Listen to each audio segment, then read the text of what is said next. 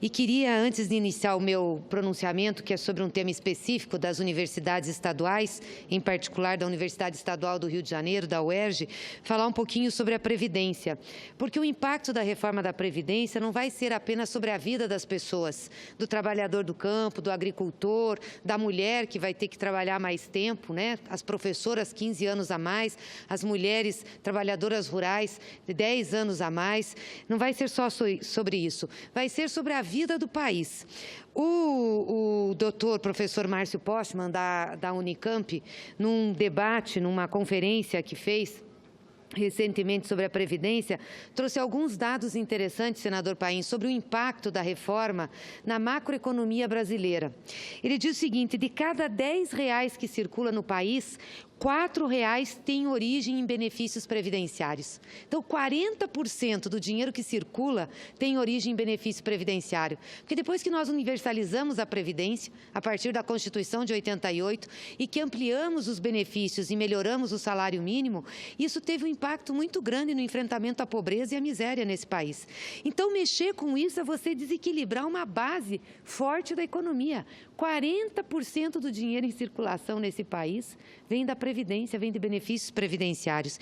E ele diz mais, que se mudarem as regras, nós vamos colocar no mercado de trabalho automaticamente 15% a mais de pessoas que vão deixar de se aposentar.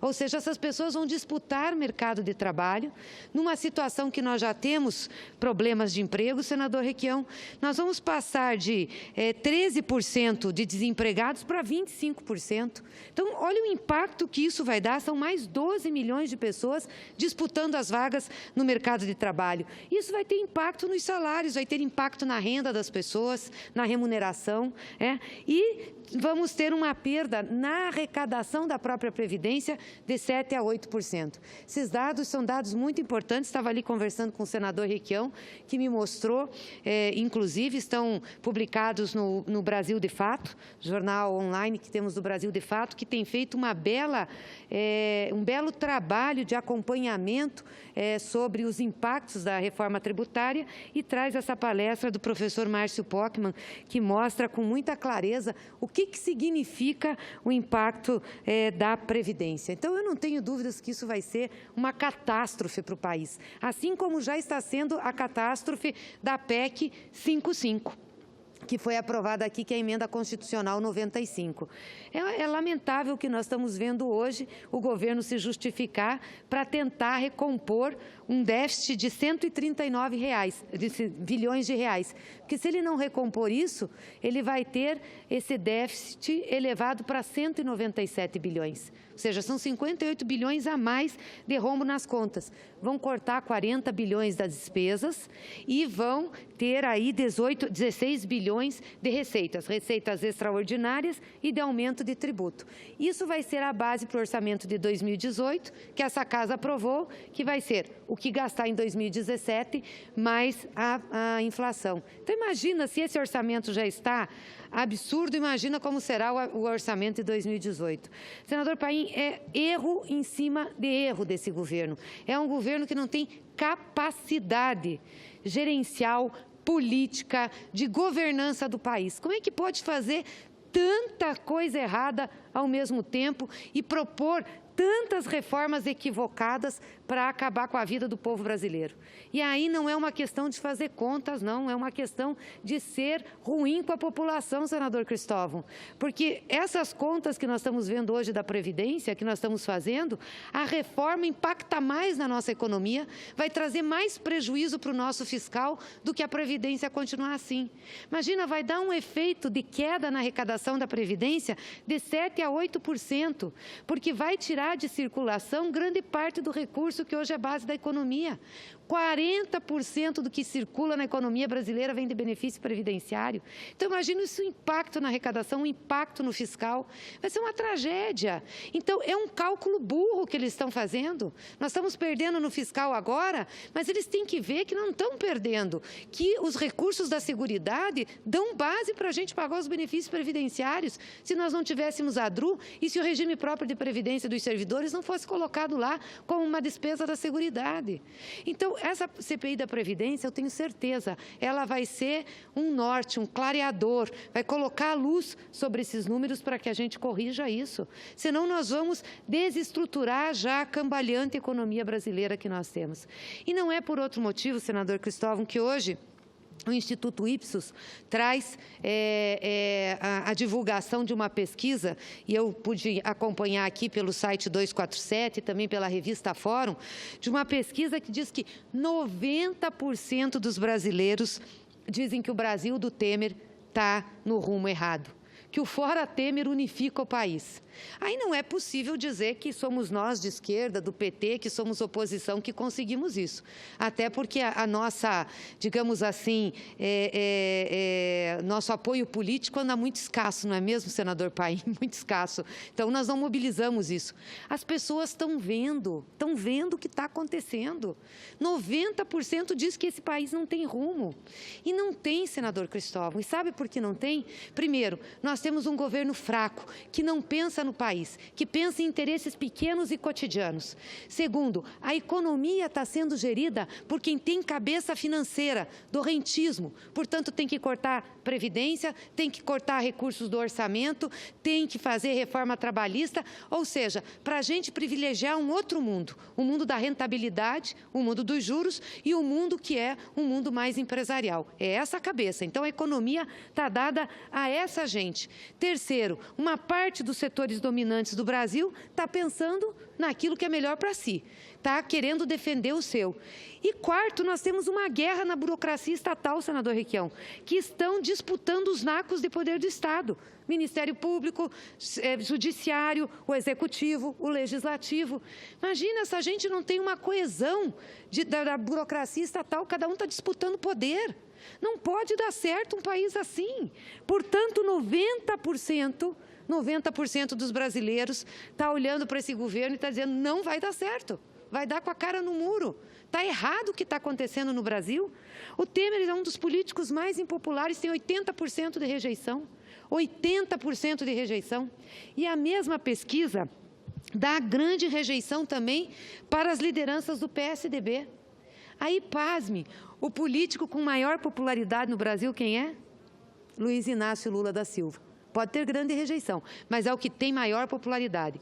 Um homem que foi desconstruído por 2 anos consecutivos, desconstruído, assim como a presidenta Dilma.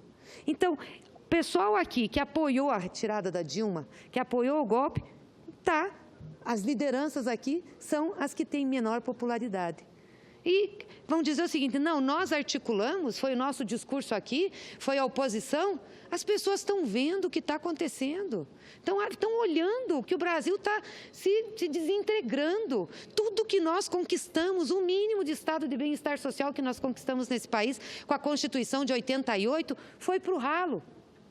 Por isso está certa a análise do Veríssimo, que Vossa Excelência fez uma parte, senador Requião, ao senador Jorge Viana, que o Luiz Fernando Veríssimo tem uma coluna hoje dizendo que nós temos uma crise de representatividade, que esse Congresso não representa a maioria do povo brasileiro, porque se representasse, não apoiaria a terceirização. Porque a terceirização impacta na maioria do povo, nos operários, nos trabalhadores, nos agricultores. Que esse Congresso está, sim, com uma crise de representatividade, que nós temos aqui muito mais lobby empresarial e de setores conservadores do que do povo. Por quê? Porque nós temos um desvio do processo eleitoral, já tratamos disso aqui quantas vezes precisamos fazer uma reforma política, mas não representa. Cansei de dizer aqui ganha o lobby do sistema financeiro, aqui ganha o lobby da Fiesp, aqui ganha o lobby dos empresários, aqui ganha o lobby dos servidores públicos da cúpula do serviço público, que vem aqui para dentro e faz, do Judiciário, do Ministério Público, da Polícia Federal, da Receita Federal. Não é do povão, o povão não chega aqui. Então é sério o que nós estamos vivendo no país, nós vamos desmontar esse país em nome do quê? Em nome do quê? De lucros? Em nome do quê? De melhorar a produtividade de quem? Se grande parte do empresariado brasileiro é rentista. Nós vamos desmontar a Previdência Social que protege minimamente os pobres desse país. Para quê? Para equilibrar a conta? Para equilibrar o fiscal? Para pagar juro? Para esses rentistas que estão no Brasil? Para pagar um juro escandaloso quando nós já temos a inflação no centro da meta, praticamente? Que país que nós estamos vivendo? O que essa gente está fazendo? Nós tivemos muitos erros no nosso governo, senador Paim, muitos erros. Concordo, e acho que nós temos que fazer uma autocrítica, concordo com as críticas. Mas um erro nós não tivemos. Esse nós podemos nos orgulhar e andar de cabeça erguida nesse Brasil. Foi de não tirar das pessoas mais pobres o pouco recurso que elas poderiam ter a partir da Constituição de 88 e de aumentar os programas sociais para ajudar essas pessoas. Nós conseguimos fazer um mínimo de distribuição de renda nesse país. E por isso eu ando de cabeça erguida, porque o que essa gente está fazendo, lá do Palácio do Planalto, do Ministério da Fazenda, é acabar com a nação brasileira. Não tem compromisso de nação. Acho que nós não temos sequer burguesia nesse país, classe dominante, setor de elite. Nós temos gente rica que pensa cada um em si. Conceda uma parte, senador Cristóvão. Senadora, eu quero dizer que quando diz que o presidente Temer tem 90%, me surpreende. Eu acho que deve ser 100% hoje acha que o rumo está errado do Brasil. Alguns podem até dizer que as medidas que ele toma são necessárias, mas eu acho que mesmo esses não estão convencidos do rumo que o Brasil está seguindo. Nós estamos numa perplexidade e um caos. Duas coisas que, quando coincidem, são uma tragédia.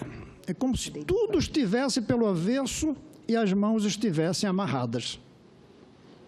É uma tragédia grande. Agora, a gente precisa perguntar-se, já que a senhora falou, reconheceu erros, a gente precisa se perguntar quanto desse 90% de desaprovação é importado do passado. Eu nem vou falar do governo Lula e Dilma, importado do passado. Passado escravocrata, eu vou até longe, passado sem reformas, como a agrária. E quanto disso é a importação do próprio Temer?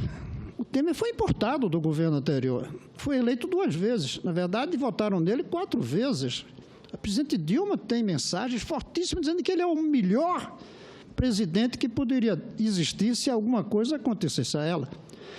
Os próprios ministros dele, mais perto, cheio de denúncias, cheio de problemas, são importados também. Todos eles foram ministros do passado. Essa situação é que o que mais me preocupa é que nós não vemos propostas claras dele de rumo, a gente vê medidas de contas, que, além disso, o povo tem dúvidas se são as contas certas, com números certos. E aí a CPI virá para ajudar no caso da Previdência. Mas depois vai ter que ter uma da terceirização, vai ter uma de todas as reformas que são necessárias, mas que talvez não sejam essas que estão mandando para cá. O que me preocupa é que a gente não vê luz, não vê propostas, não vê uma oposição oferecendo alternativas. E isso me preocupa, a ponto de que precisamos fazer uma autocrítica nossa, eu, todos nós. O povo está descontente, não é só com o Temer, não. Está descontente com todos nós. É isso que está na pesquisa aqui. Todos nós. Os que votaram pelo impeachment, os que votaram contra o impeachment, todos nós. Ao ponto, senador Paim, o senhor e eu estamos nesse grupo, a senadora também. Nós vamos ter que decidir se disputamos reeleição. Eu acho que hoje, senadora, quem disputar a reeleição ou tem muita cara de pau ou muito patriotismo.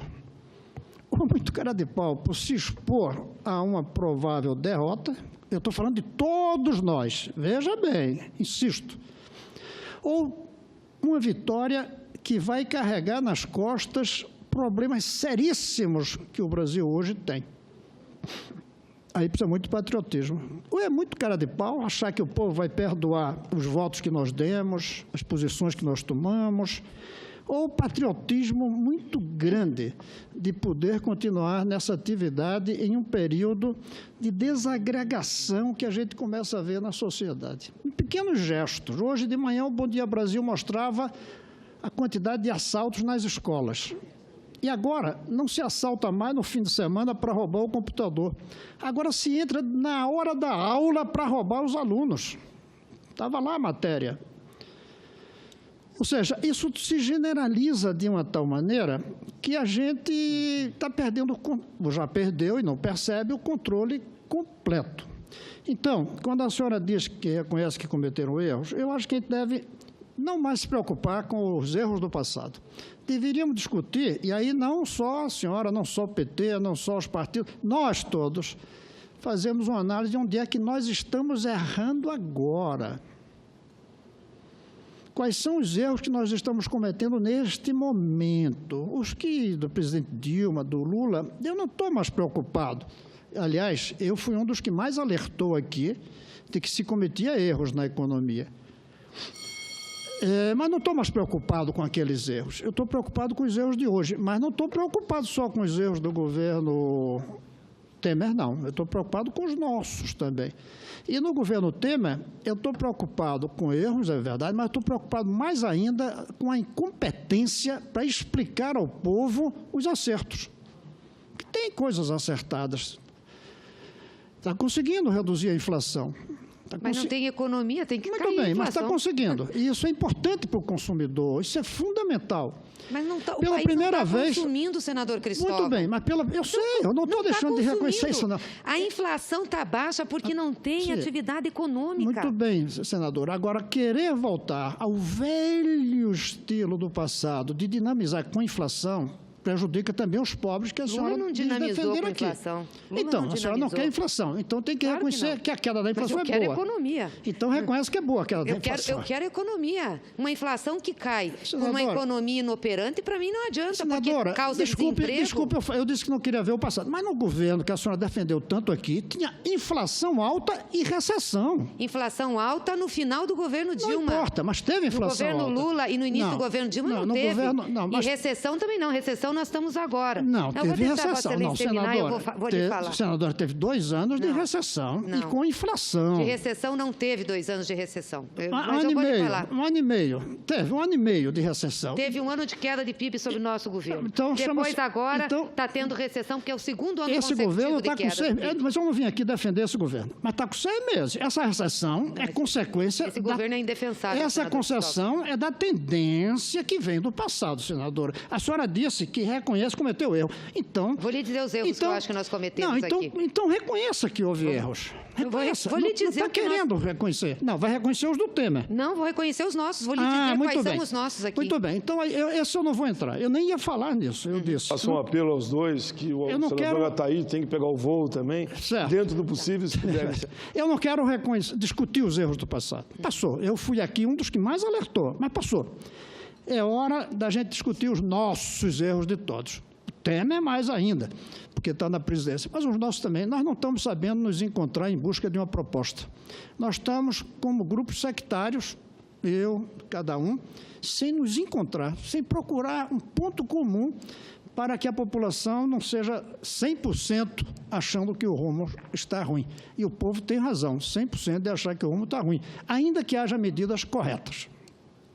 Senador Cristóvão, eu acho que o grande erro que nós cometemos aqui foi quando a gente não considerou a Constituição Federal e fez um processo de impeachment que não tinha base legal. A partir daí, o Congresso Nacional se desencontrou com o Brasil e começou a causar a maior crise institucional que esse país já viu. Hoje nós temos uma crise institucional, uma disputa na burocracia do Estado brasileiro pelos nacos de poder.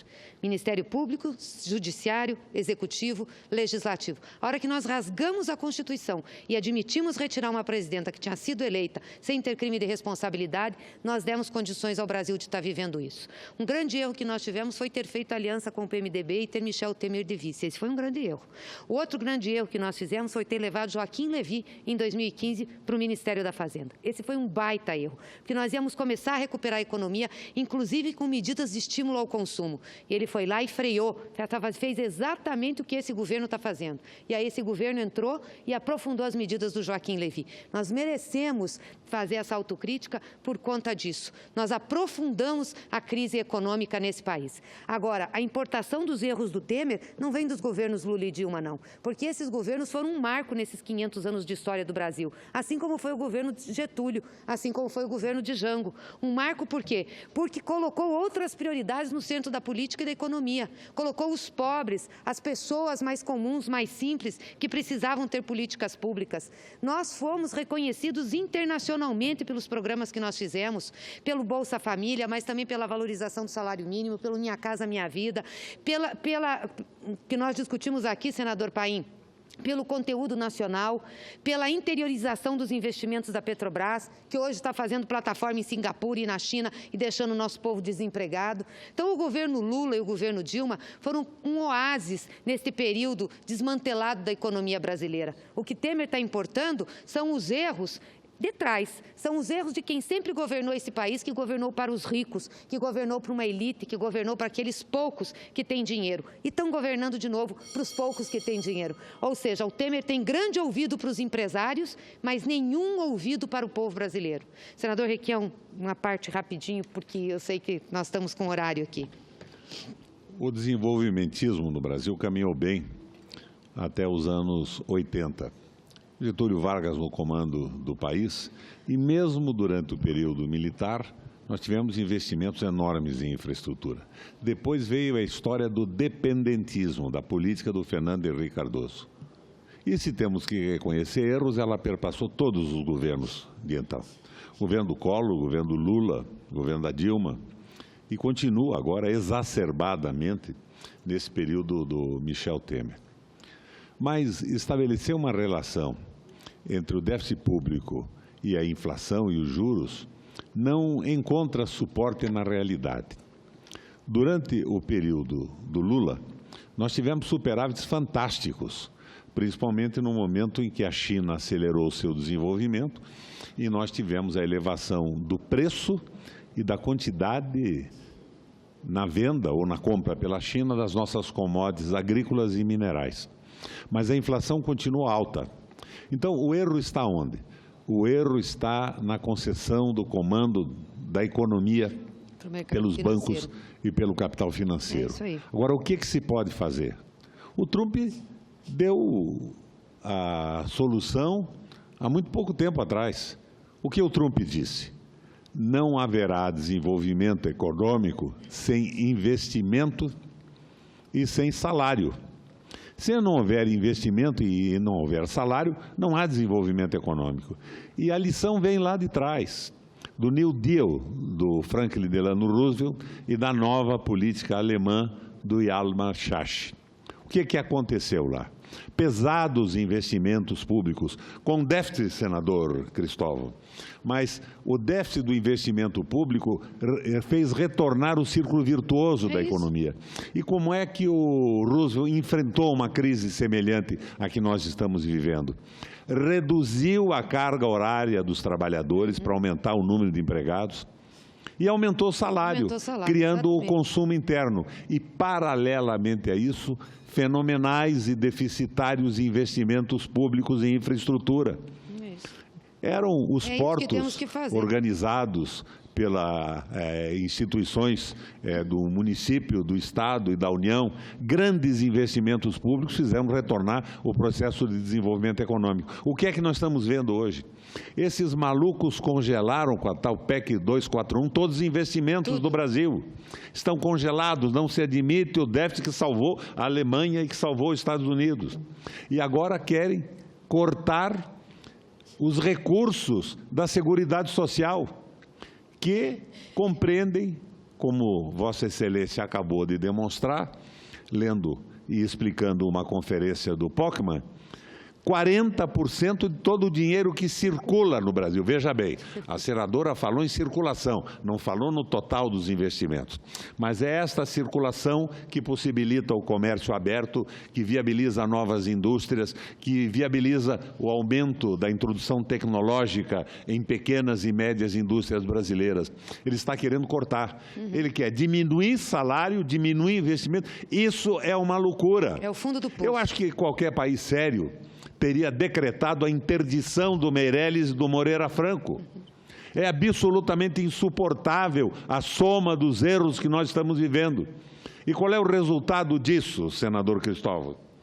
É os 90% que a Ipsos revelou, de contrariedade com a política e os rumos do Brasil, os 80% de insatisfação com Michel Temer, que nós estamos vendo com toda clareza. Há um erro, mas aqui no Congresso Nacional não há erro. Há fisiologia, ao domínio dos ministérios, às indicações, os empregos e as emendas. E nós estamos enterrando o Brasil com isso. O senador Ataídes, que será o próximo orador, me chamava a atenção outro dia para os recursos do Sistema S. E ele me apresentava uma proposta para que se transferisse 30% dos recursos do Sistema S para a Previdência. Daria uma soma elevadíssima, 10 bilhões de reais por ano. Vocês vejam bem, mas nisso ninguém mexe.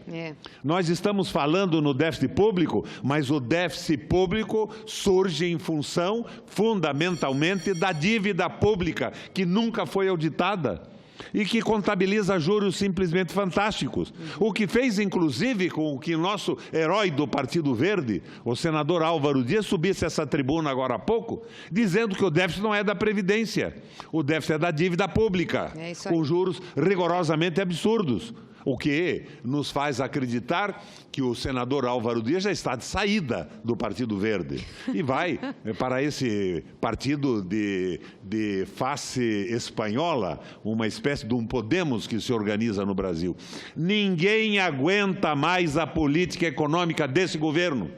Mas, ao contrário dos 100% que sabiamente atribuiu à rejeição o senador Cristóvão, o Congresso Nacional continua fisiologicamente, sem raciocinar, sem olhar para o que acontece no mundo, sem prestar atenção no Brexit, no que aconteceu na Itália, da desistência do Hollande de ser candidato à reeleição, da tragédia do Estado mínimo e desta política tola de recessão provocada por uma alteridade fiscal absolutamente irracional. O Congresso Nacional continua agarrado na fisiologia, no pichuleco das emendas, nas nomeações em ministérios. É a desmoralização completa. Congresso Nacional, que tem exceções maravilhosas, tem gente que tenta pensar, e eu incluo nessas pessoas que tentam pensar, me perdoam os que não vão gostar do que eu estou dizendo, o senador Cristóvão, que tem tentado entender esse processo todo,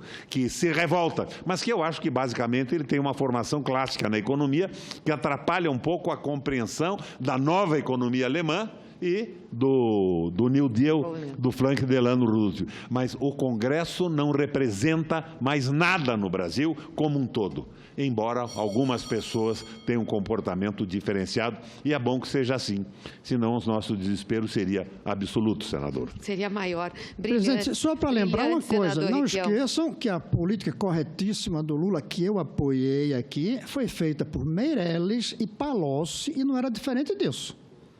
E eu elogiei muitas vezes Era muito aqui. diferente. Eu vejo correção na política social do Lula, mas eu vejo uma incorreção absoluta na falta de crescimento da infraestrutura do Brasil para o crescimento econômico. O Lula foi um campeão na política social, incorporou milhões de trabalhadores, mas o erro básico foi ter cedido às pressões do capital financeiro. E o diabo desse processo era o raio do Meirelles, que continua cometendo os mesmos absurdos hoje. Obrigada, senador Requião. O senador Requião faz uma avaliação maravilhosa e fala, inclusive, qual é a proposta alternativa que nós temos, que o senador Cristóvão estava cobrando, que é essa proposta alternativa de colocar dinheiro na sociedade e não de cortar os investimentos públicos. E aí, me desculpa só uma divergência com o senador Requião, mas o presidente Lula abriu, sim, o orçamento para fazer investimentos. Foi com o PAC que nós fizemos grandes investimentos, aliás, a transposição de São Francisco, que nós vamos inaugurar agora recentemente com o presidente, foi um desses investimentos relevantes, e tantos outros que fizemos, Vossa Excelência conhece no Rio Grande do Sul, eu conheço no Paraná, que foi essencial para o Brasil.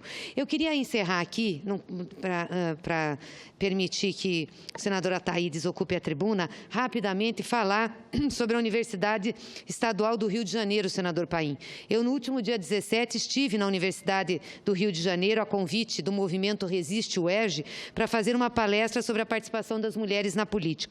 E, apesar da imensa satisfação pela qualidade do debate que eu realizei lá, eu não poderia deixar de vir à tribuna aqui da casa para trazer a minha consternação com a situação precária em que se encontra a UERJ, totalmente abandonada. Nós estamos falando de uma instituição de ensino de grande tradição no Rio de Janeiro. Ela foi fundada em 1950, e foi uma das pioneiras na questão de cotas e também em outros avanços aí na área educacional. E a situação é dramática. As aulas desse ano ainda não foram iniciadas e não é porque tem greve dos professores, como estão tentando passar, é porque não tem condições para que os professores deem aula e os estudantes assistam às aulas. Os professores estão sem receber o 13º salário e o salário de fevereiro.